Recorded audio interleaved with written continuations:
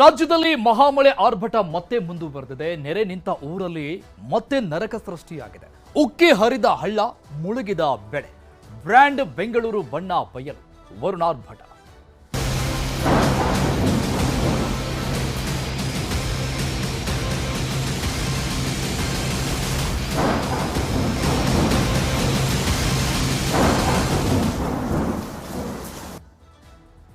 ಚಿಕ್ಕಮಗಳೂರು ಜಿಲ್ಲೆಯಾದ್ಯಂತ ಮಳೆ ಆರ್ಭಟಿಸಿದೆ. ತೆಂಗು, ಅಡಿಕೆ ತೋಟಗಳು ಸಂಪೂರ್ಣವಾಗಿ ಜಲಾವೃತಗೊಂಡಿದ್ದಾವೆ. ಲಕ್ಯ ಬೆಳವಾಡಿ ಗ್ರಾಮದಲ್ಲಿ ತೋಟಕ್ಕೆ ಅಪಾರ ಪ್ರಮಾಣದಲ್ಲಿ ನೀರು ನುಗ್ಗಿ ತೆಂಗಿನ ತೋಟ ಜಲಾವೃತವಾಗಿದೆ.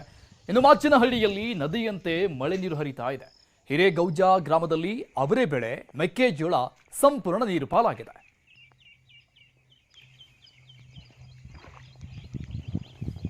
ಇನ್ನು ಕೋಟೆನಾಡು ಚಿತ್ರದುರ್ಗ ಜಿಲ್ಲೆಯಲ್ಲೂ ಕೂಡ ಮಳೆ ಅಬ್ಬರ ಅವಾಂತರಗಳ ಸೃಷ್ಟಿಗೆ ಕಾರಣ ಆಗಿದೆ. ಹೊಸದುರ್ಗದ ಮೆಣಸಿನನೋಡು ಗ್ರಾಮದ ಬಸವರಾಜಪ್ಪಗೆ ಸೇರಿದಂತಹ ಮೆಕ್ಕೆಜೋಳ ನೆಲಕಚ್ಚಿ ಹೋಗಿದೆ ಎಲ್ಲವೂ ಕೂಡ.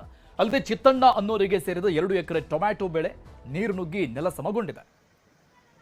ಇನ್ನು ಕೋಲಾರ ಜಿಲ್ಲೆಯಾದ್ಯಂತ ಕಳೆದ 2 ದಿನಗಳಿಂದ ಮಳೆ ಆರ್ಭಟ ಜೋರಾಗಿದೆ. ಕೋಲಾರ ಜಿಲ್ಲೆಯ ಬಹುತೇಕ ಕೆರೆ ಕಟ್ಟೆಗಳೆಲ್ಲವೂ ಕೂಡ ತುಂಬಿ ಕೋಡಿ ಬಿದ್ದಿದೆ. ಹೀಗೆ ಮಳೆ ಮುಂದುವರೆದ್ರೆ ನಂಗಲಿ ದೊಡ್ಡ ಕೆರೆ ತುಂಬಿ ಕೋಡಿ ಬೀಳುವ ಸಾಧ್ಯತೆ ಕೂಡ ಇದೆ. ಇನ್ನು ಶ್ರೀನಿವಾಸಪುರ ತಾಲೂಕಿನ ಕಂಬಾಳಪಲ್ಲಿ ಗ್ರಾಮದಲ್ಲಿ ಮಳೆ ಹೊಡೆತಕ್ಕೆ ಬೆಳೆಗಳು ಹಾನಿಯಾಗಿದ್ದು ರೈತರು ಕಂಗಾಲಾಗಿದ್ದಾರೆ. ಕೋಲಾರ ಜಿಲ್ಲೆ ಶ್ರೀನಿವಾಸಪುರ ಪಟ್ಟಣದ ಸಂತೆ ಮೈದಾನದ ಬಳಿಯ ಮನೆಗಳು ಜಲಾವೃತಗೊಂಡವು. ಮನೆಗಳಿಗೆ ನೀರು ನುಗ್ಗಿದ ಹಿನ್ನೆಲೆಯಲ್ಲಿ ರಾತ್ರಿ ಇಡೀ ಜನ ಜಾಗರಣೆ ಮಾಡಿದ್ದಾರೆ. ಇನ್ನು ಖಾದ್ರಿಪುರ ಕೋಲಾರ ನಗರಕ್ಕೆ ಸಂಪರ್ಕಿಸುವ ಅಂಡರ್ ಪಾಸ್ ಜಲಾವೃತವಾಗಿದೆ.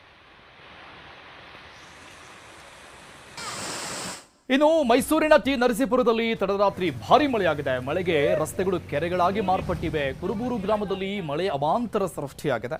ರಸ್ತೆಗಳ ಅವೈಜ್ಞಾನಿಕ ಕಾಮಗಾರಿಗಳಿಂದ ಹಲವು ಗ್ರಾಮಗಳಲ್ಲಿ ಮನೆಗಳಿಗೆ ಮಳೆ ನೀರು ನುಗ್ಗುವಂತ ಪರಿಸ್ಥಿತಿ ನಿರ್ಮಾಣ ಆಗಿದೆ.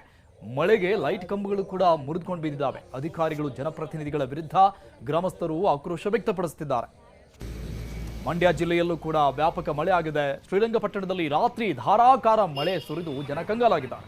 ಸಮಾಜ ಕಲ್ಯಾಣ ಇಲಾಖೆಯ ವಿದ್ಯಾರ್ಥಿ ನಿಲಯಕ್ಕೆ ಚರಂಡಿ ನೀರು ನುಗ್ಗಿದೆ. ಹಾಸ್ಟೆಲ್ನಿಂದ ಹೊರ ಬರೋಕ್ಕೂ ಆಗದೆ ವಿದ್ಯಾರ್ಥಿಗಳು ಪರದಾಡ್ತಿದ್ದಾರೆ.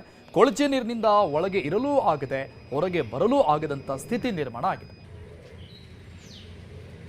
ಇನ್ನು ಭಾರಿ ಮಳೆಗೆ Bengaluru Mysuru express way under pass ಮುಳುಗಡೆ ಆಗಿದೆ. ಚನ್ನಪಟ್ಟಣದ ತಿಟ್ಟಮಾರನಹಳ್ಳಿಯ ಅಂಡರ್ ಪಾಸ್ ಜಲಾವೃತ ಆಗಿದೆ. ಜನರು ಆಕ್ರೋಶ ಹೊರಹಾಕ್ತಿದ್ದಾರೆ. ಕುಂತೂರು ದೊಡ್ಡಿ ಗ್ರಾಮದ ಬಳಿ ಸರ್ವಿಸ್ ರಸ್ತೆ ಕೂಡ ಜಲಾವೃತ ಆಗಿದೆ.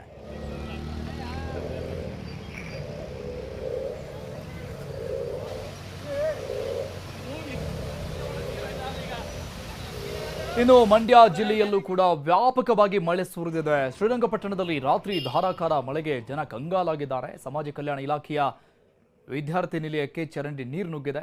ಹಾಸ್ಟೆಲ್ನಲ್ಲಿ ಅವಾಂತರಗಳು ಸೃಷ್ಟಿಯಾಗಿದೆ. ಇನ್ನು ಮಂಡ್ಯದ ಶ್ರೀರಂಗಪಟ್ಟಣ ತಾಲೂಕಿನಲ್ಲಿ ಮಳೆ ಅವಾಂತರಕ್ಕೆ ರೈತರ ಬೆಳೆ ನಾಶ ಆಗಿದೆ.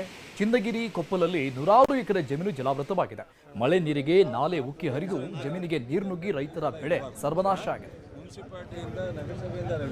ಮಂಡ್ಯ ಮಳೆ ಹಾನಿ ಪ್ರದೇಶಗಳಿಗೆ ಸಚಿವ ಚಲುವರಾಯಸ್ವಾಮಿ ಭೇಟಿ ಕೊಟ್ಟರು. ಶಾಸಕ ಗಣಿಗ ರವಿಕುಮಾರ್ ಭೇಟಿ ಕೊಟ್ಟು ಪರಿಶೀಲನೆ ಮಾಡಿದರು. ಮಂಡ್ಯದ ಕೆಎಚ್ಬಿ ಬಡಾವಣೆ ಹಾಗೂ ಕೆರೆ ಅಂಗಳಕ್ಕೆ ಭೇಟಿ ನೀಡಿ ಪರಿಶೀಲನೆ ಮಾಡಿದರು.